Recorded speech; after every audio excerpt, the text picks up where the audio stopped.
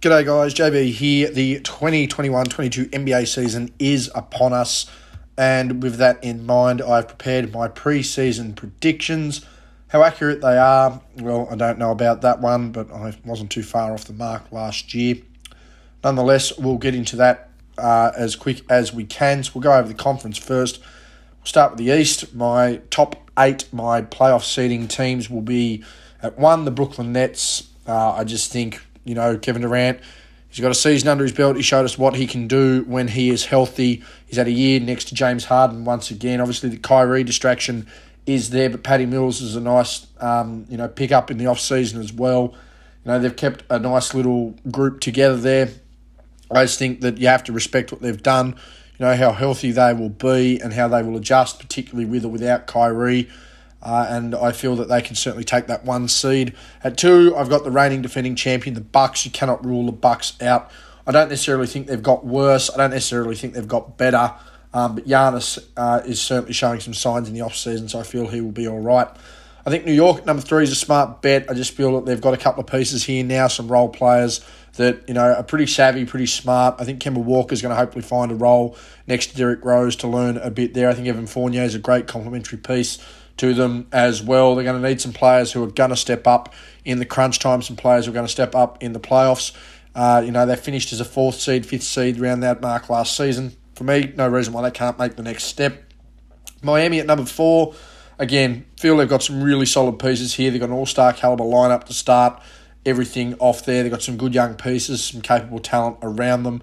To me, no reason why they can't round out that 4. There's only a couple more years, I think, of Jimmy Butler really being Jimmy Butler before he starts to decline. Hopefully, Oladipo can come out of his knee injury and really lift there. Hopefully, Bam takes that next step that we're really hoping he took last year towards that Kevin Garnett-esque type game. Hopefully, Tyler Hero can get out of that little slump. Hopefully, Duncan Robinson can continue to be that big stretch and really open the game up for them. Philadelphia at 5. People, probably aren't weighing up as much of Ben Simmons as they probably should, but at the end of the day, he is one of the perennial perimeter defenders in the league, and to me it is a big task if you are losing one of those there. I think Matisse Thybulle can step up. Whether he's able to produce at the level Simmons is, I don't know. Simmons is an all-star caliber player. He is one of the 5 best defenders in the league, and that is a big loss to lose there. But I still think they're a playoff team, there's no doubt about it. And I think Joel Embiid is certainly going to have to make another big step there. I think Chicago move to 6th. I think they've made some great off-season acquisitions. The big question is going to be similar to a Washington and a Phoenix in years gone by. Can they stop a stiff breeze on defense? That is going to be the only question there, but there's no doubt about it. They have the talent to do that. Caruso and Ball are going to be, I think, an underrated defensive duo there, and there's plenty of firepower in Levine, in DeRozan, and certainly in Vucevic there. So Chicago have made some good moves and look like they're going to be a playoff team. Boston at 7. Haven't seen enough of them to suggest they've made great improvement. Haven't seen enough to say they've made a great decrease, but I don't think they're going to be a top-seeded team. Jason Tatum's going to have to make a massive step. A lot of people were calling him the next Kobe. Personally, don't see it. I think he's going to be your run-of-the-mill, perennial, top 10 MVP player, sort of like that Paul Pierce role. Obviously, I don't think he's going to be to the level of a Paul Pierce, but he's going to need to take that step. Jaylen Brown staying healthy is key to them as well. And I think Marcus Smart also, calming his nerves, being a bit more efficient offensively. Again, I still don't think you lose games with Marcus Smart on the floor, but I certainly don't think what he brings offensively is able to always counteract exactly what he brings defensively. So we'll be interested to see there. And Atlanta at number 8, again, same thing. Don't think they've moved up, don't think they've moved down, but they've kept a lot of their core together. They are a talented core. You do have to consider 82 games this season. You have to consider everyone's fit and healthy. So we'll see where they go. But I think Atlanta can certainly be a playoff team.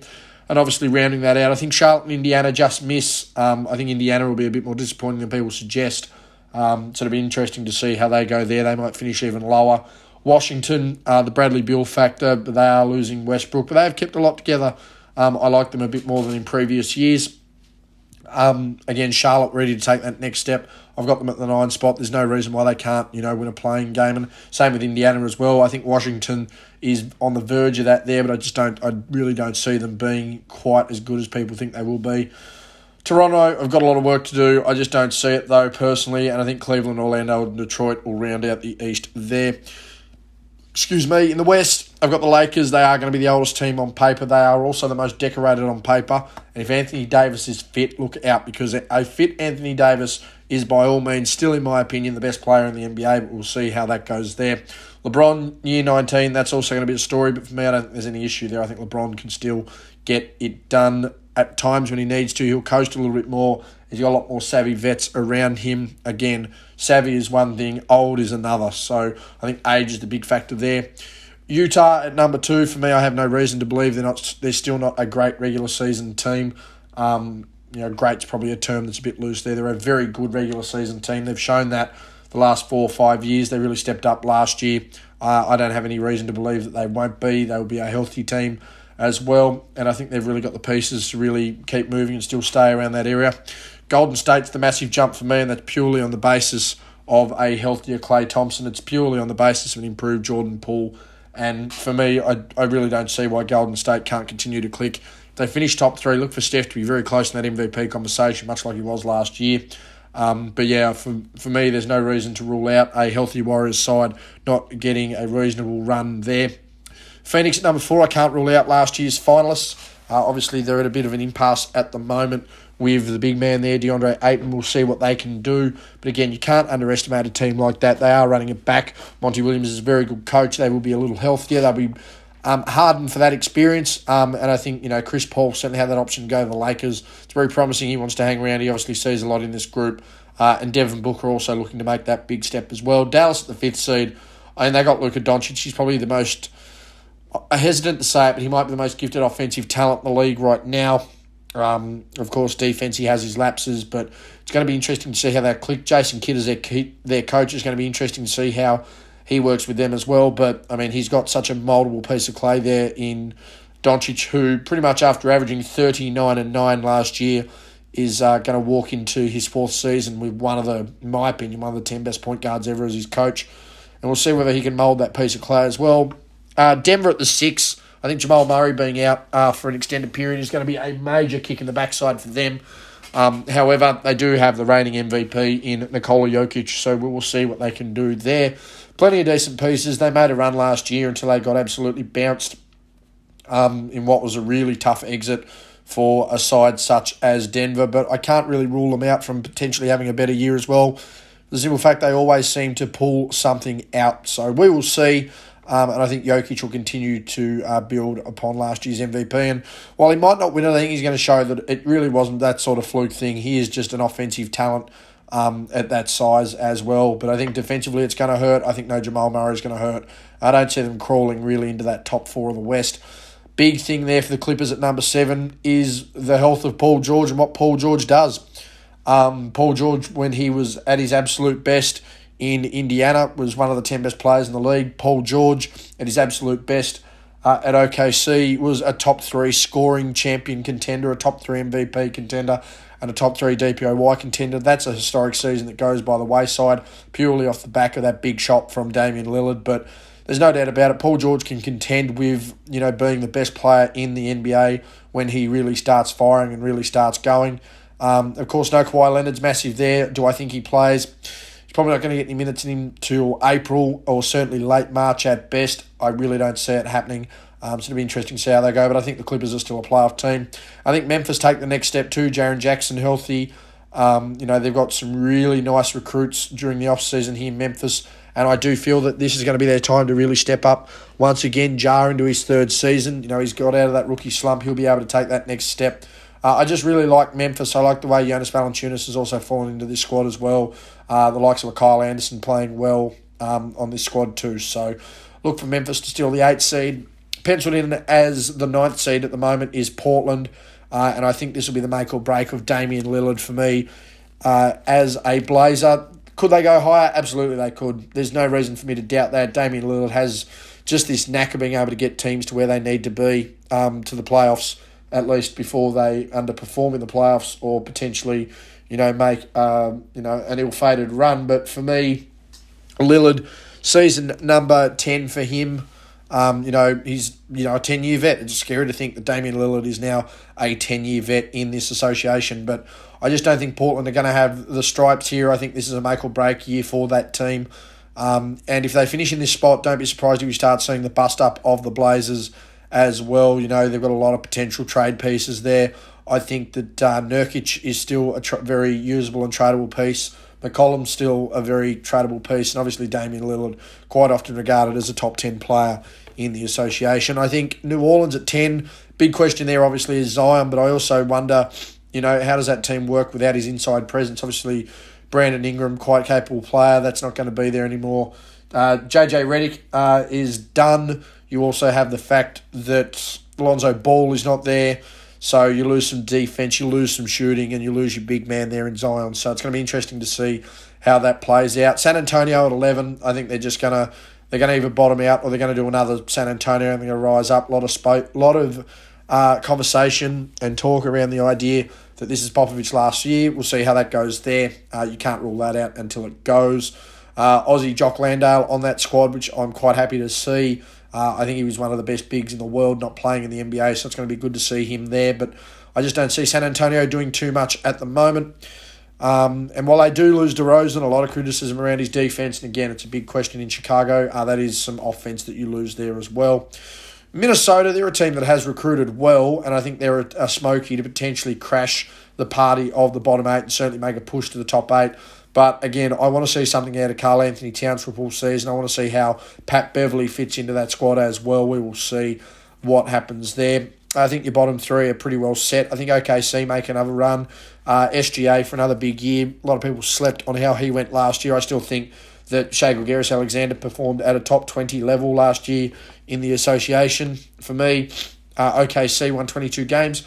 He was the best player in 15 of them. Not many people in the league can say they were the best player for their team in 15 games.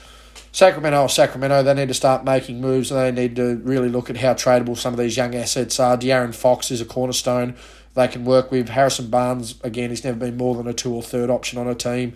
Contending team is a third option. Anything outside of that, he's just playing for his money. That's not being awful, that's just how it is. And I don't think Buddy Hield's quite eventually rated at the moment where they think he will be. I think Houston will be, for lack of a better term, stone motherless. I think they drag Kevin Porter Jr. to look really good. I think they also produce the rookie of the year in Jalen Green, but we'll get to that in a moment. But for me, that is how you will see the East and West shape up this season. Moving over now to my awards and some other predictions. I think Milwaukee win the East. I think the Lakers win the West. I just think you have to respect the idea that Giannis can play, that Giannis is a top 30 player ever, that, Giannis only needs a scoring title to have won everything but Rookie of the Year as a major award in his career. The only other two guys to do that, the only other guys that did that with the Rookie of the Year were David Robinson and Michael Jordan, and David Robinson didn't get the Finals MVP. So, he'd be sitting in a class of 3. He already sits in a class of 3 as guys with an MVP, a DPOY, and a Finals MVP in a career. And he's potentially got the chance to sit in a second category among 3 people. And to be fair, if you wanted to look at the absolute 3 best players in the 1990s, I think Jordan, Hakeem, and Robinson have to be Jordan, Hakeem have to be 1 and 2, and I think Robinson, no worse, can be 4th. Such is how decorated he was. And you're looking at, 3 of the 10 best two-way players ever, in my opinion, there. Giannis could cement himself with scoring titles, one of the 4, 4, 5, not 4 and 5, but certainly, amongst that 10 conversation as well. Who wins the championship? I don't know. Again, I've got to give credit to the Lakers to get out of the West there. In the East, I have to rely on Milwaukee. I think that the Nets can do it. There's no doubt about it. We were a toe away from it happening. But at the end of the day, it didn't happen. At the end of the day, you have to reward the guy that did it. For me, the MVP will be Kevin Durant. I think that if Brooklyn are going to finish on top, and considering everything Durant showed in the playoffs last year, he had the basketball world in raptures prior to Giannis' finals. And, while recency bias might get Giannis over the line, the idea that Steph might get them over the line, again, all these different factors to how these teams impact your Luka Doncic's and stuff like that. I do think that Kevin Durant probably has a lot in the back pocket, particularly coming off that injury and how he played in the playoffs. So I think he takes the MVP award. I think Giannis gets back-to-back, gets another DPOY award. Just his defense in the finals was phenomenal. His athleticism, his ability to cover the floor, And if he's doing well enough offensively and really starts making the grade again defensively, I don't think that'll be an issue there. Your Anthony Davises of the world are going to be a big call there. Jonathan Isaac, depending on how Orlando goes, he'll be a chance there as well. And don't be surprised if you look at someone like a Lonzo Ball, particularly defensively for Chicago, if they're playing well enough to see him up there as well. I think Derrick Rose takes your sixth man out. If New York are going to be a high-seeded team, D. Rose is going to have to be big. He's arguably the best player in the playoffs last year, so look for him to try and perform as well. I think he takes your sixth man. Most improved, Jordan Poole showed some great form in the off-season, and he's only going to be a better player with a more spaced floor with the Warriors this season. I think his game opens up. I think he develops better as a player. Does it mean he's genuinely the most improved? Who knows, but I think he will be the most improved player.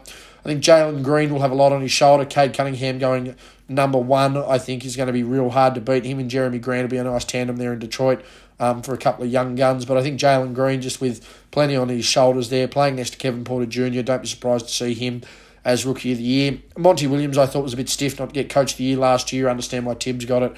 But I think if Monty Williams can drag this Phoenix team once again to a pretty good seeding, that he will take Coach of the Year honours, backing up his efforts last year. Obviously, my new teams in each conference. Chicago will be the new team in the playoffs in the East. Golden State, new team in the playoffs in the West.